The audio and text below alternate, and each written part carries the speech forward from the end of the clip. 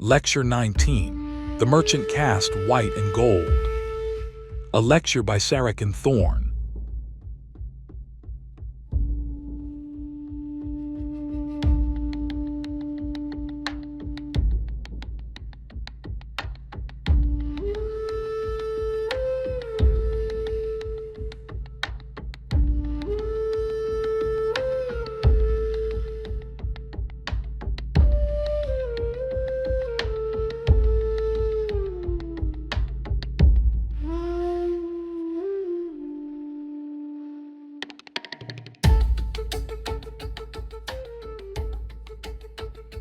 Masters, mistresses, free men and free women, Kajare and Kajarii. I greet you. Tonight I speak about the caste that makes Gore run, not the warriors who fight, not the scribes who record, not the physicians who heal. I speak about the merchant caste, white and gold, the traders, the bankers, the smugglers, the economic backbone of the known world. Let us look at the facts. Part 1. Who are the merchants? The merchant caste is one of the low castes of Gore, but do not let that fool you. They are low in status only compared to the high castes, the initiates, scribes, builders, physicians, and warriors. In practice, merchants are often wealthy, influential, and respected. Their caste colors are white and gold, white for purity of trade, gold for the wealth it brings. The books do not say, but the colors are unmistakable. The merchant caste is concerned with the sale and trade of merchandise for profit. There are almost as many subcastes as there are products to be sold.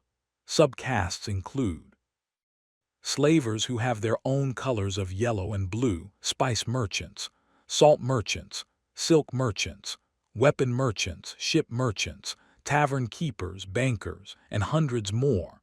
If something is bought or sold, there is a merchant for it. Unlike the high castes, the merchant caste does not have a rigid, universally documented code, but they operate on principles of profit, reputation, and fair dealing, at least publicly. Privately, many merchants are involved in smuggling, black markets, and deals that skirt the edges of the law. Part 2.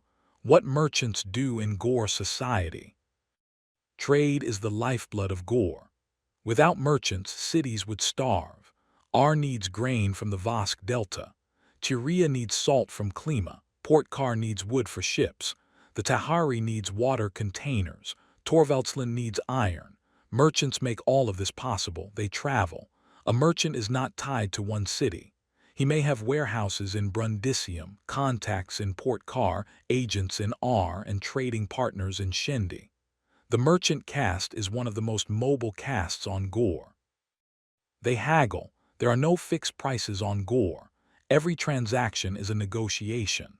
A good merchant enjoys haggling as much as he enjoys profit. They take risks. Trade routes are dangerous. Raiders, bandits, storms, corrupt officials all threaten the merchant's goods. A successful merchant is not just a trader. He is a gambler. They build networks. A merchant's most valuable asset is not his goods. It is his contacts. The merchant who knows the right people can move goods where others cannot. They own warehouses and shipping companies. In Brundisium, the great port city, the largest warehouses belong to the merchant caste. Shipping companies that transport goods across Gore are owned and operated by merchants. They are not just shopkeepers. They are logistics entrepreneurs. Part 3. The commerce of Gore. What is traded? Salt from the mines of Klima, essential for preserving food. Spices from the jungles of Shendi, valuable for cooking and medicine. Silks from the spider people, from Ar manufactories, from earth smugglers. Metals, iron, copper, tin, gold, silver from mines across Gore.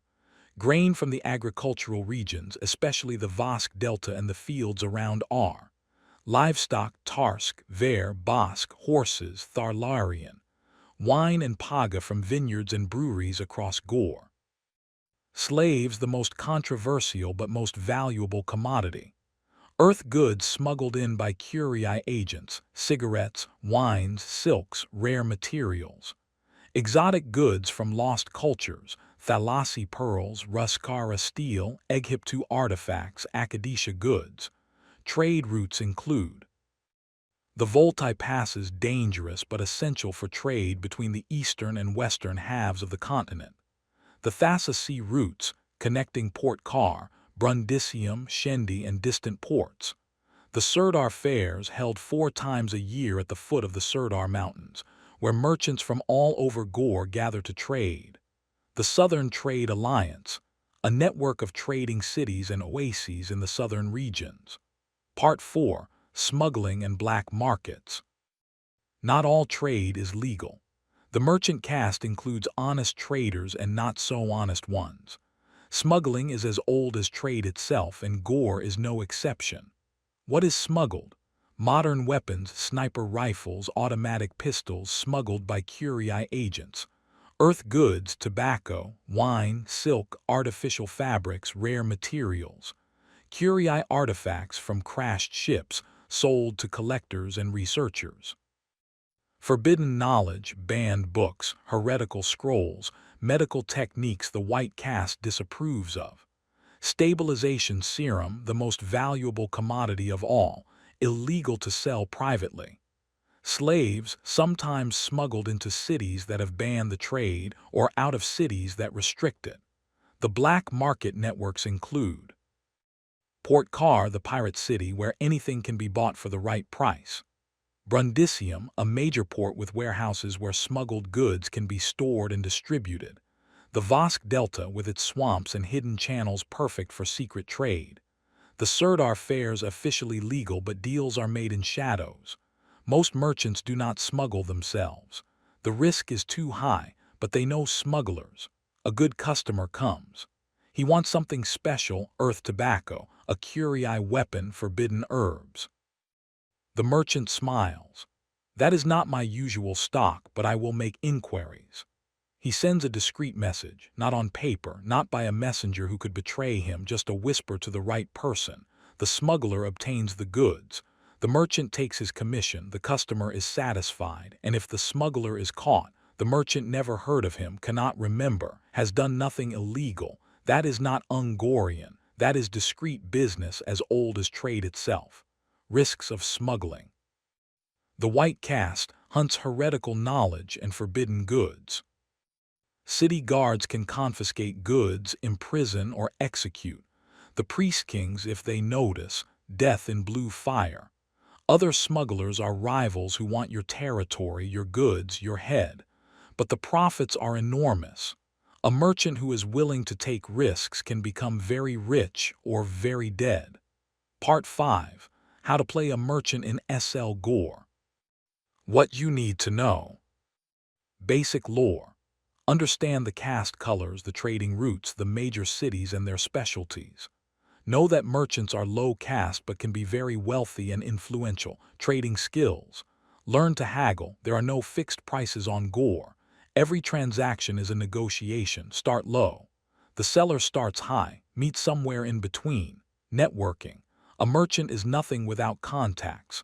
Build relationships with other players, slavers, caravan masters, scribes, even assassins. Record keeping. Keep a ledger, a note card of your trades, your contacts, your debts, and your profits. This is not just useful, it is immersive. Travel, do not stay in one place. A merchant moves. He has warehouses in different cities. He knows the trade routes. He is always on the lookout for new opportunities. What you need: tools and resources. A merchant stall or shop. Many sims have marketplaces where merchants can set up. A ledger for keeping track of your business. Goods to trade, you can buy low, sell high, or craft goods if you have the skills.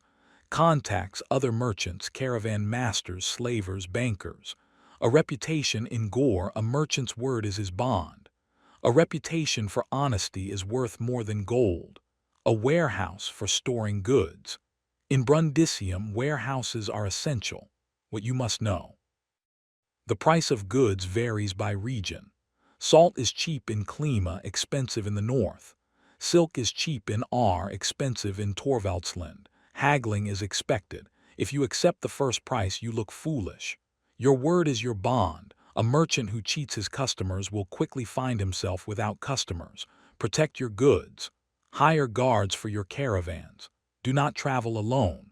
The sowed fairs are the best places to find rare goods and make valuable contacts. Example merchant emote. The merchant spreads his hands, palms up. Fine silk from R, the best you will find this side of the Voltai. For you, my friend, a special price. 100 tarn discs. He waits, gold glinting on his fingers. Part 6. Modern technology for merchants. Yes, but selectively. The priest kings restrict certain technologies. No combustion engines. No firearms. No radios or long-range communication devices. Merchants can use energy bulbs for lighting their shops and warehouses. Clean, bright, no fire hazard. Electric cooling, Peltier-style elements for preserving perishable goods. Fish, meat, cheese, produce. All can be kept fresh longer. Mechanical calculators for tracking accounts, calculating profits, managing inventories. A large merchant house might have a custom-built device with dials and levers. Warehouses with electric doors, sliding doors operated by electric motors or counterweights. Medical scanners for merchants who also deal in slaves to verify health before purchase. The green caste has these tools. Wealthy merchants may have access. Can a calculator be more modern, a specialized computer with a display? Yes, but it does not look like a modern PC. The builder's caste can build such devices. They developed energy bulbs. They built medical devices with screens. They constructed translation machines for the scribes. A merchant's computer would be made of brass, glass, wood, and leather. No plastic. It would be a desktop device, perhaps the size of a small cabinet. No laptop. It would be operated with levers, dials, large buttons. No mouse. No modern keyboard. It would have a small screen, green glowing or amber. No high-resolution color display. It would be powered by an energy bulb, a cold fusion battery built in. No power cord. It would be specialized for accounting, inventory management, profit calculation. No universal PC with internet. It would be handcrafted, expensive, designed to last for decades. No annual updates. The display is possible. The books mention screens on medical devices. The technology exists. A merchant house could afford such a device, but not for games or word processing. Only for commercial calculations. BTB Plus allows this. It is logically consistent with the lore. The builders can build such devices. Merchants can afford them. The priest kings forbid nothing. They are not weapons, not engines, not communication devices. What merchants cannot use? No radios. Long-range communication is forbidden. A merchant must rely on messengers, scrolls, and personal travel. No combustion engines. Ships are powered by wind and oars. Wagons are pulled by animals. No firearms. The priest kings forbid them. A merchant caught with a modern weapon risks the blue flame. The black market exception. Smugglers sometimes acquire modern technology through courier agents. Sniper rifles, automatic pistols, advanced medical devices. These goods are illegal, dangerous to possess, and very expensive. A merchant involved in the black market can become very rich, but the risks are enormous. Part 7. Does BTB Plus change anything? Yes, but indirectly. BTB Plus does not directly change the merchant's role, but it changes the world in which the merchant operates. More goods from new cultures. BTB Plus allows new cultures in unexplored regions, the Thalassa, the Ruskara, the Egyptu, the Akadisha. A merchant who makes contact with these cultures gains exclusive goods. Thalassa pearls, Ruskara steel, Egyptu artifacts, Akadisha goods. These are extremely valuable, more technology but selective. BTB Plus recognizes that Gore has advanced technology but limited. Energy bulbs, electric cooling, mechanical calculators. Elevators in warehouses. the long-life serum for merchants who live for centuries. Better smuggling infrastructure. BTB Plus allows logical infrastructure, warehouses in Brundisium, shipping companies, better roads, even cold storage for perishable goods. Smuggling becomes more professional. New risks from the white caste. In BTB Plus, the white caste is not just religious guardians. They guard knowledge.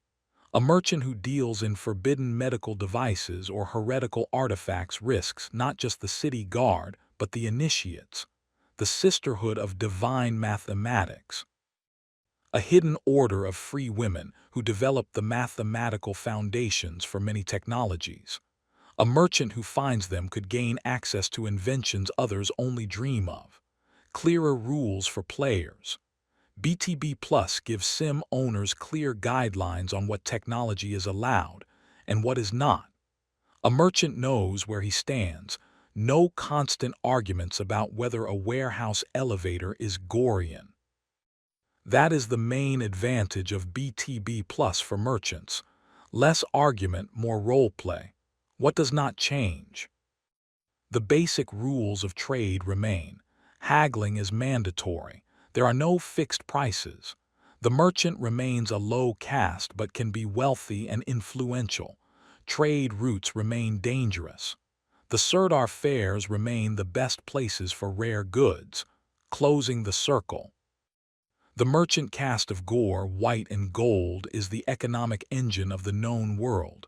They trade, they haggle, they take risks, they build networks, they smuggle when the profit is high enough. They are not high caste, but they are often wealthy, influential, and respected. If you want to play a merchant in SL Gore, remember. Haggle, there are no fixed prices. Build contacts. Your network is your most valuable asset. Keep records. Your ledger is your history. Move. A merchant who stays in one place misses opportunities. Risk. The greatest profits come from the greatest dangers. And remember, the merchant caste is not just about buying and selling. It is about connection, connecting cities, connecting cultures, connecting people. That is the merchant's art. The circle is yours.